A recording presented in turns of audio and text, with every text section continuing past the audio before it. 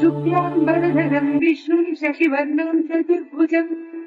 प्रसन्नवदनम् ध्यायेत् सर्वविघ्नोपशान्तये। व्यासम् वसिष्ठनप्तारम् शक्ते पौत्रमकल्मषम् पराशरात्मजम् वन्दे शुकतादम् तपोनिधिम्। व्यासाय विष्णुरूपाय व्यासरूपाय विष्णवे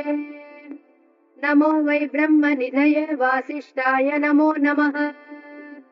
अविकाराय शुद्धाय नित्याय परमात्मने सदैकरूपरूपाय विष्णवे सर्वजिष्णवे यस्य स्मरणमात्रेण जन्म संसारबन्धनात् विमुच्यते नमस्तस्मै विष्णवे प्रभविष्णवे।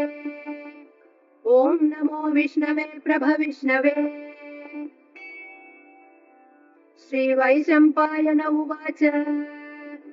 श्रुत्वा धर्मानशेषेण पावनानि च सर्वशः युधिष्ठिरश्चान्तनवम् पुनरेवाभ्यभाषत। युधिष्ठिर उवाच किमेकम् दैवतम् लोके किं वाप्येकम् परायणम् सुवन्तकम् कमर्चन्त प्राप्नुयुर्मानवा शुभम् को धर्मः सर्वधर्माणाम् भवतः परमो मतः किं जपन्मुच्यते जन्तु जन्म संसारबन्धनात्। श्रीभीष्म उवाच जगत्प्रभुम् देवदेवमनन्तम् पुरुषोत्तमम् स्तुवन्नाम सहस्रेण पुरुषः सततोत्थितः तमेव चार्चयन् नित्यम् भक्त्या पुरुषमव्ययम् ध्यायन् स्तुवन्नमस्यंश्च यजमानस्तमेव च अनादिनिधनम् विष्णुम् सर्वलोकमहेश्वरम् लोकाध्यक्षम् स्तुवन्नित्यम् सर्वदुःखादिगो भवेत् ब्रह्मण्यम् सर्वधर्मज्ञम् लोकानाम् कीर्तिवर्धनम् लोकनाथम् महद्भूतम् सर्वभूतभवोद्भवम् एष मे सर्वधर्माणाम् धर्मोऽधिकतमो मतः यद्भक्त्या पुण्डरीकाक्षम् स्तवैरर्चेन्नरः सदा परमं यो महत्तेजः परमं यो महत्तपः परमं यो महद्ब्रह्म परमं यः परायणम् पवित्राणाम् पवित्रम् यो मङ्गलानाम् च मङ्गलम् दैवतम् देवतानाम् च भूतानाम् यो व्ययः पिता यतः सर्वाणि भूतानि भवन्त्यादियुगागमे यस्मिंश्च प्रलयम् यान्ति पुनरेव युगक्षये तस्य लोकप्रधानस्य जगन्नाथस्य भूपते विष्णोर्नाम सहस्रम् मे शृणु पापभयापहम् यानि नामानि गौणानि विख्यातानि महात्मनः ऋषिभिः परिगीतानि तानि वक्ष्यामि भूतये ऋषिर्नाम्नाम् सहस्रस्य वेदव्यासो महामुनिः छन्दोनुष्टुप् तथा देवो भगवान् देवकीसुतः अमृतांशुद्भवो बीजम् शक्तिर्देवकीनन्दनः त्रिसामा हृदयम् तस्य शान्त्यर्थे विनियुज्यते विष्णुम् जिष्णुम् महाविष्णुम् प्रभविष्णुम् महेश्वरम् अनेकरूपदैत्यान्तम् नमामि पुरुषोत्तमम्।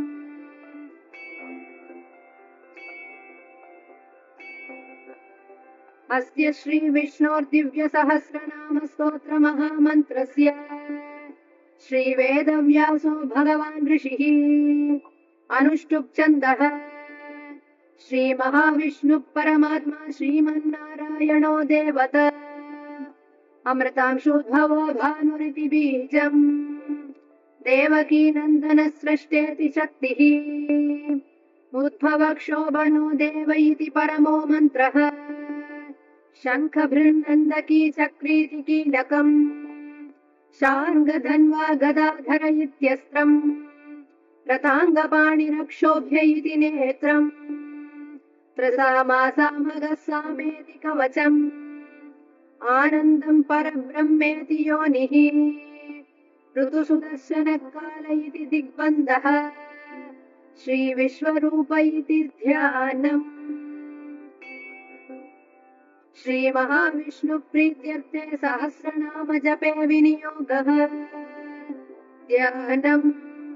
क्षीरोदन्वत्प्रदेशे शुचिमणिविलसत्सैकते मौक्तिकानाम् मालाक्लिप्तासनस्तस्फटिकमणिनिभैर्मौक्तिकैर्मण्डिताङ्गः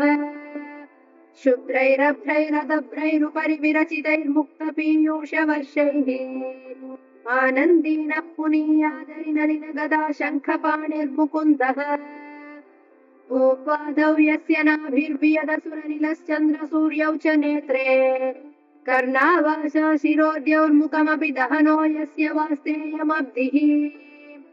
अन्तस्थं यस्य विश्वं सुरनरकगो भोगि गन्धर्वदैत्यैः चित्रं रम्यते तं त्रिभुवनवपुषं विष्णुमीशं नमामि ॐ नमो भगवते वासुदेवाय शान्ताकारं भुजगशयनं पद्मनाभं सुरेशं विश्वाधारं गगनसदृशं मेघवर्णं शुभाङ्गम् लक्ष्मीकान्तं कमलनयनं योगिहृद्यानगम्यम् वन्दे विष्णुं भवभयहरं सर्वलोकैकनाथम् मेघश्यामं पीतकौशेयवासं श्रीवत्साङ्गं कौस्तुभोद्भासिताङ्गम् पुण्योपेतं पुण्डरीकायताक्षं विष्णुं वन्दे सर्वलोकैकनाथम् नमः समस्तभूतानामादिभूताय भूभृते अनेकरूपरूपाय विष्णवे प्रभविष्णवे शशङ्खचक्रं सकिरीटकुण्डलं सपीतवस्त्रं सरसीरुहेक्षणम्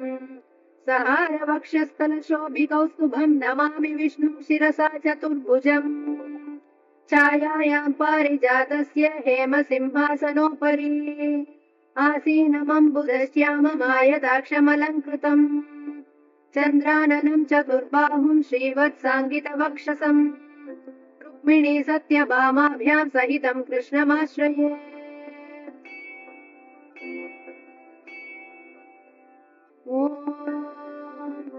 विश्वं विष्णुर्वषट्कारो भूतभव्यभवत्प्रभुः भूतकृद्भूतभृद्भावो भूतात्मा भूतभावनः भूतात्मा परमात्मा च मुक्तानां परमा गतिः अव्ययः पुरुषः साक्षी क्षेत्रज्ञोऽक्षर एव च योगो योगविदां नेता प्रधानपुरुषेश्वरः नारसिंहवपुः श्रीमान् केशवः पुरुषोत्तमः सर्वशिवस्ताणुर्भूतादिर्निधिरव्ययः सम्भवो भावनो भर्ता प्रभवः प्रभुरीश्वरः स्वयं भूशम्भुरादित्य पुष्कराक्षो महास्वनः अनादिनिधनो धाता विधाता धातुरुत्तमः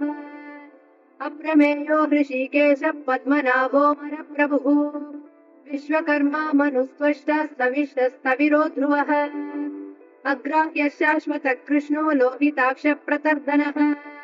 प्रभूतस्त्रिककुब्धाम पवित्रं मङ्गलं परम्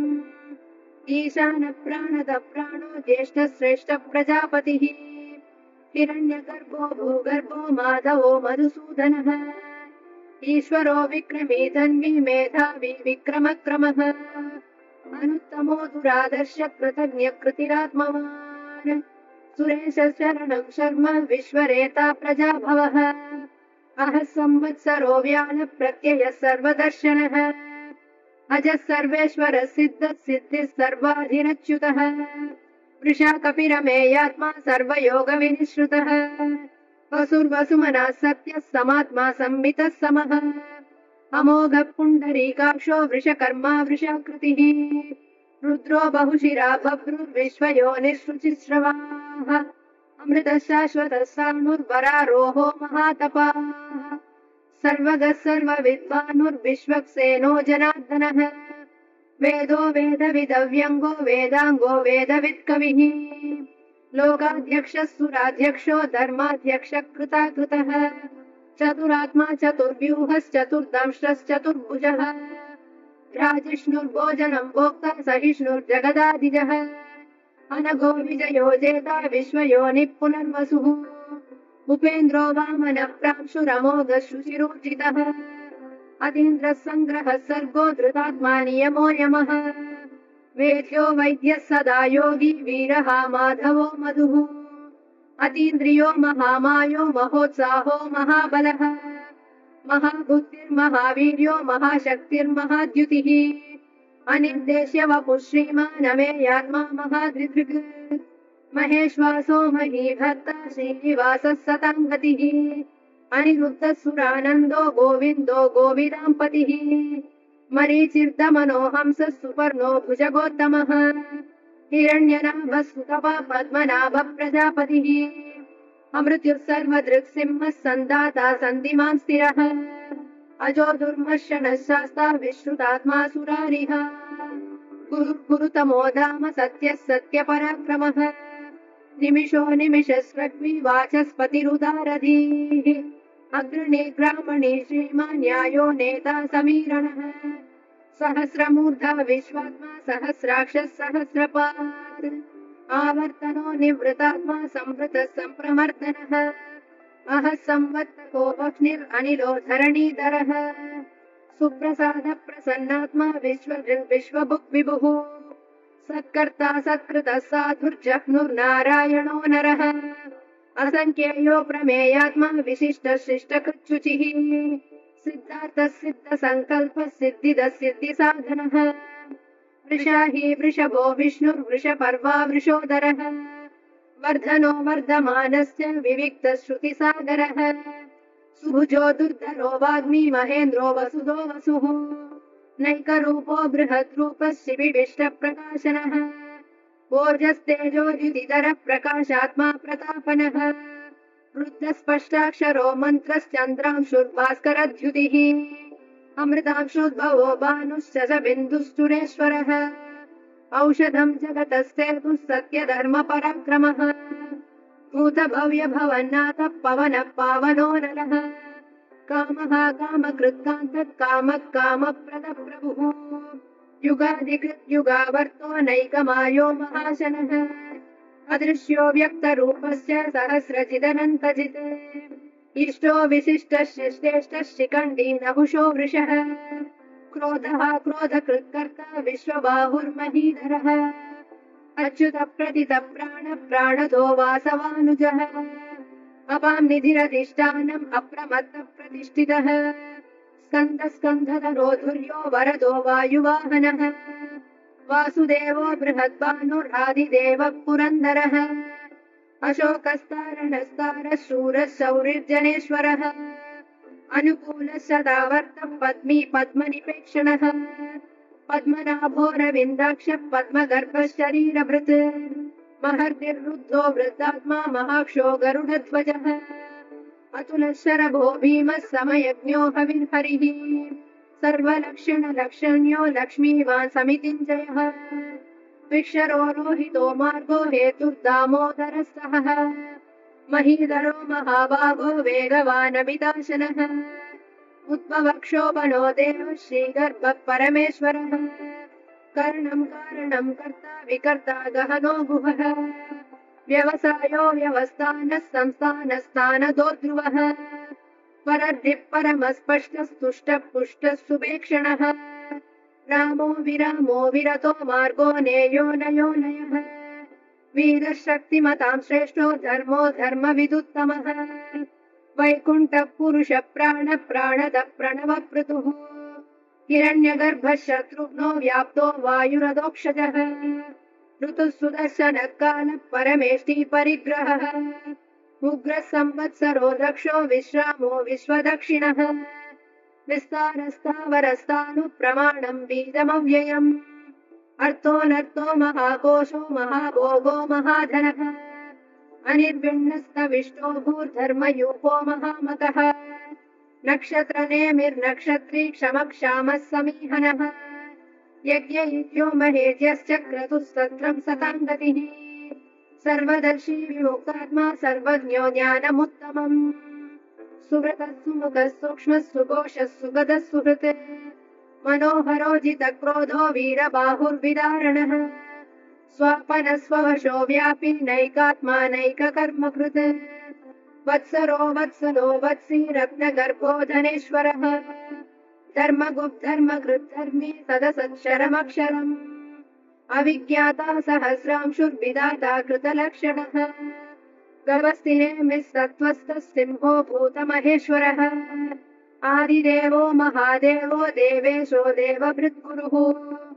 उत्तरो गोपतिर्गोप्ता ज्ञानगम्यः पुरातनः शरीरभूतभृद्गोप्ता कपीन्द्रो भूरि दक्षिणः सोमगोऽमृतपः सोमः पुरुजित् पुरुषत्तमः विनयो जयः सत्यसन्धो दाशार्हः सात्वतां पतिः जीवो विनयिता साक्षी मुकुन्दोमितविक्रमः अम्बोनिधिरनन्तात्मा महोदतिशयोऽन्तकः अजो महार्घः स्वाभाव्योजिता मित्रप्रमोदनः आनन्दोऽनन्दनो नन्दः सत्यधर्मा त्रिविक्रमः महर्षिः कपिलाचार्य कृतज्ञो मेदिनीपतिः त्रिपदस्तृतशाध्यक्षो महाशृङ्गकृतान्तकृत महावराहो गोविन्दः सुषेणः कनकाङ्गदी गुह्यो गभीरो गहनो गुप्तश्चक्रगदाधरः वेदास्वाङ्गोजितः कृष्णो दृढः सङ्गर्षणोच्युतः वरुणो वारणो वृक्षः पुष्कराक्षो महामनाः भगवान् भगवानन्दी वनमाली हलायुधः आदित्यो ज्योतिरादित्यः सहिष्णुर्गतिसत्तमः सुधन्वाकण्ठपरशुर्दारुणो द्रविणप्रदः दिवस्पृक्सर्वदृग्व्यासो वाचस्पतिरयो निजः त्रिसामासामगः साम निर्वाणं भेषजं भिषक् सन्न्यासकृच्छमशान्तो निष्ठा शान्तिपरायणम् शुभाङ्गः शान्तिदस्रष्टा कुमुदः कुवलेशयः गोहितो गोपतिर्गोप्ता वृषभाक्षो वृषप्रियः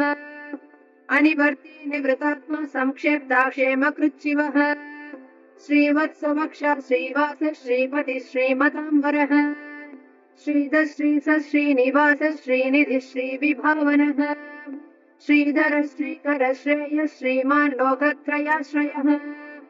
स्वक्षस्वङ्गः सदानन्दो नन्दिर्ज्योतिर्गणेश्वरः विजितात्मा विधेयात्मा सत्कीर्तिश्चिह्न संशयः उदीर्णः सर्वतश्चक्षुरणीशः शाश्वतस्थिरः भूषयो भूषणो भूतिर्विशोकः शोकनाशनः अर्चिष्मानर्चितः कुम्भो विशुद्धात्मा विशोधनः अनिरुद्धो प्रतिरतः प्रद्युम्नोमितविक्रमः कालनेमिनिहावीरः शौरिः शूरजनेश्वरः त्रिलोकात्मा त्रिलोकेशः केशवः केशिहा हरिः कामदेवः कामपालः कामी कान्तकृतागमः अनिर्देश्य वपुर्विष्णुर्वीरोऽनन्तो धनञ्जयः ब्रह्मण्यो ब्रह्मकृत् ब्रह्मा ब्रह्म ब्रह्म विवर्धनः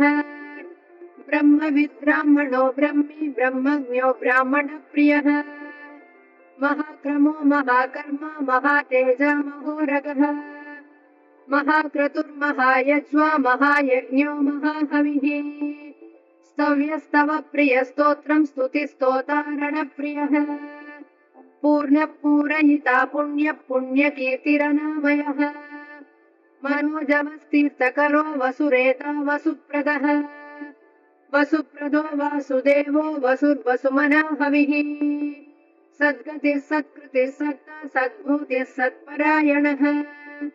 शूरसेनो यदुश्रेष्ठः सन्निवासः सुयामुनः भूता वासो वासुदेवः सर्वासु निलयो नलः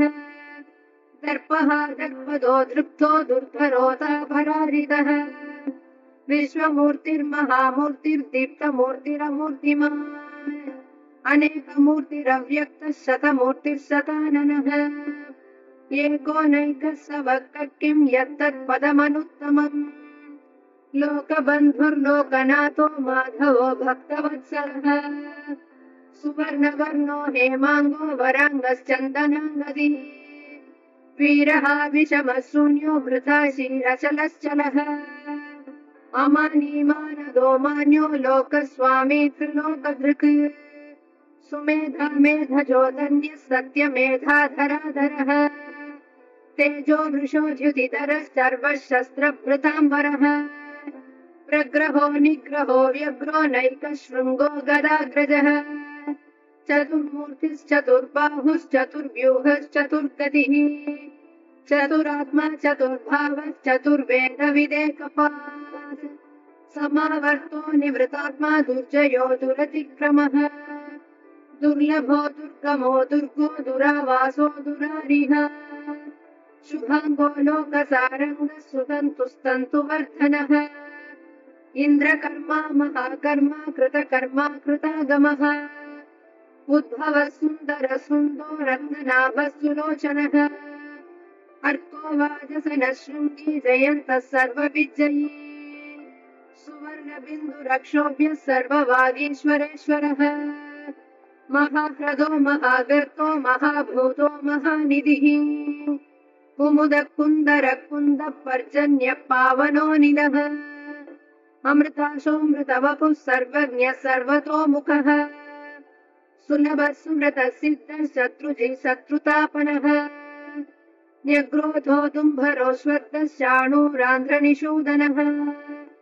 सहस्राक्षः सप्तजिह्वः सप्तैधा सप्तवाहनः अमूर्तिरनघोचिन्त्यो भयकृद्भयनाशनः अणुर्बृहत्कृशस्थूलो गुणभृन्निर्गुणो महान् अधृतस्वधृतश्वास्य प्राग्वंशो वंशवर्धनः भारभृत्कथितो योगी योगीशः सर्वकामदः आश्रमश्रमणक्षामः सुपर्णो वायुवाहनः धनुर्धरो धनुर्वेदो दण्डो दमयिता दमः अपराजितः सर्वसहो नियन्ता नियमो यमः सत्त्ववान् सात्विकः सत्यः सत्यधर्मपरायणः अभिप्राय प्रियार्होर्ह प्रियकृत्प्रीतिवर्धनः विहाय स गतिर्ज्योतिः सुरुचिर्कुतभुक् विभुः रविर्विरोचनः सूर्यः सविता रविलोचनः अनन्तो हुतभुग्भोक्ता सुखतो नैकजोऽग्रजः अनिर्विण्णः सदामर्षि लोकाधिष्ठानमद्भुतः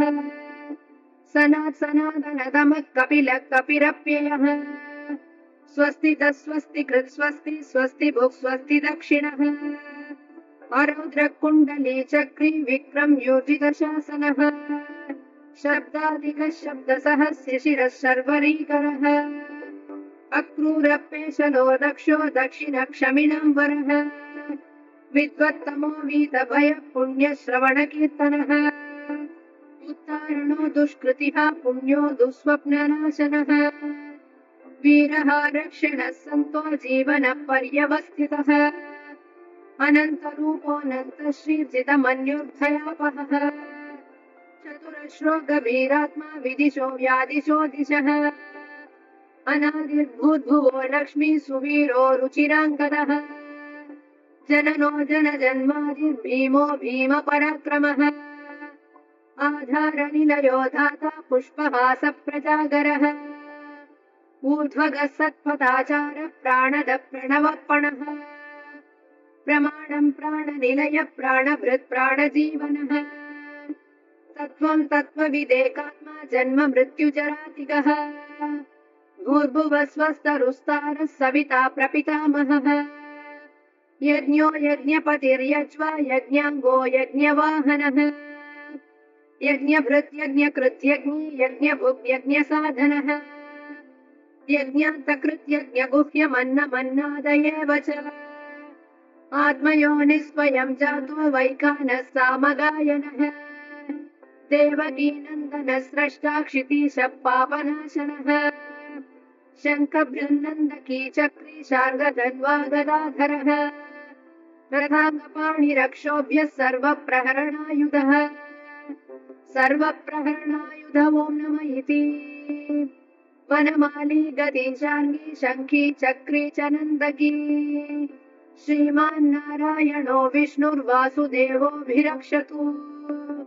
वनमाली गतिशाङ्गी शङ्खी चक्री च नन्दकी श्रीमान्नारायणो विष्णुर्वासुदेवोऽभिरक्षतु वनमाली गतिशाङ्गी शङ्खी चक्री च नन्दकी श्रीमान्नारायणो विष्णुर्वासुदेवोऽभिरक्षतु इतीदं कीर्तनीयस्य केशवस्य महात्मनः नाम्नां सहस्रं दिव्यानामशेषेण प्रकीर्तितम् य इदं शृणुयान्नित्यं यश्चापि परिकीर्तयेत् नाशुभं प्राप्नुयात् किञ्चित् सोमुत्रेह च मानवः वेदान्तको ब्राह्मणस्य क्षत्रियो विजयी भवेत् वैश्यो धनसमृद्धस्य शूद्रसुखमवाप्नुयात् धर्मार्थी प्राप्नुयात् धर्ममर्थार्थी चार्थमाप्नुयात् कामानवाप्नुयात् कामी प्रजार्थी प्राप्नुयात् प्रजाः भक्तिमान्यः सदोत्थाय शुचिस्तद्गतमानसः सहस्रं वासुदेवस्य नाम्नामेतत् प्रकीर्तयेत् यश प्राप्नोति विपुलं याति प्राधान्यमेव च अचलां श्रियमाप्नोति श्रेयः प्राप्नोत्यनुत्तमम् न भयं क्वचिदाप्नोति वीर्यं तेजश्च विन्दति भवत्यरोगो द्युतिमान् बलरूपगुणान्वितः रोगार्तो मुच्यते रोगात् बद्धो मुच्येत बन्धनात् भयान्मुच्येत भीतस्तु मुच्येतापन्न आपदः दुर्गान्यतितरत्याशु पुरुषः पुरुषोत्तमम् स्तुवन्नाम सहस्रेण नित्यं भक्तिसमन्वितः वासुदेवाश्रयो मर्त्यो वासुदेवपरायणः सर्वपापविशुद्धात्मा याति ब्रह्म सनातनम् न वासुदेव भक्तानामशुभं विद्यते क्वचित् जन्म मृत्युजरा व्याधि भयं नैवोपजायते इमं स्तवमधीयान श्रद्धा भक्तिसमन्वितः युज्येतात्मसुखक्षान्तिः श्रीधृतिस्मृतिकीर्तिभिः न क्रोधो न च मात्सर्यं न लोभो नाशुभामतिः भवन्ति कृतपुण्यानां भक्तानां पुरुषोत्तमे ध्यौ स चन्द्रार्कनक्षत्राकं दिशो भूर्महोदधिः वासुदेवस्य वीर्येण विधृतानि महात्मनः ससुरासुरगन्धर्वं सयक्षोरगराक्षसम् जगद्वशे वर्ततेदं कृष्णस्य सचराचरम् इन्द्रियाणि मनोबुद्धिः सत्त्वं तेजो बलं धृतिः वासुदेवात्मकान्याहुः क्षेत्रं क्षेत्रज्ञ एव च सर्वागमानामाचार प्रथमं परिकल्पते आचार प्रभवो धर्मो धर्मस्य प्रभुरच्युतः ऋषयः पितरो देवा महाभूतानि धातवः जङ्गमाजङ्गमञ्चेदं जगन्नारायणोद्भवम् योगो ज्ञानं तथा साङ्ख्यं विद्या शिल्पादिकर्म च वेदाशास्त्राणि विज्ञानमेतत् सर्वं जनार्दनात् एको विष्णुर्महद्भूतं पृथग्भूतान्यनेकशः त्रीन् लोकान् व्याप्य भूतात्मा भुङ्क्ते विश्वभुगव्ययः इमं स्तवं भगवतो विष्णोर्व्यासेन कीर्तितम् पठेद्ययिच्छेत् पुरुषश्रेयः प्राप्तुं सुखानि च विश्वेश्वरमजं देवं जगतः प्रभुमव्ययम् भजन्ति ये पुष्कराक्षं न ते यान्ति पराभवम् न ते यान्ति पराभवम् ॐ नमः इति अर्जुन उवाच पद्मपत्रविशालाक्ष पद्मनाभसुरोत्तम भक्तानामनुरक्तानां त्राता भव जनार्दन श्रीभगवानुवाच यो मां नाम सहस्रेण स्तोतुमिच्छति पाण्डव सोऽहमेकेन श्लोकेन स्तुत एव न संशयः स्तुत एव न संशय ॐ नमः इति व्यास उवाच वासनाद् वासुदेवस्य वासितं भुवनत्रयम् सर्वभूतनिवासोऽसि वासुदेव नमोऽस्तुते श्रीवासुदेव नमोऽस्तुत ॐ नमः इति पार्वत्युवाच केनोपायेन लघुना विष्णोर्नाम सहस्रकम् पठ्यते पण्डितैर्नित्यं श्रोतुमिच्छाम्यहं प्रभो ईश्वर उवाच श्रीराम राम रामेति रमे रामे मनोरमे सहस्रनाम तत्तुल्यं राम नाम वरानने श्रीराम राम रामेति रमे रामे मनोरमे सहस्रनाम तत्तुल्यं राम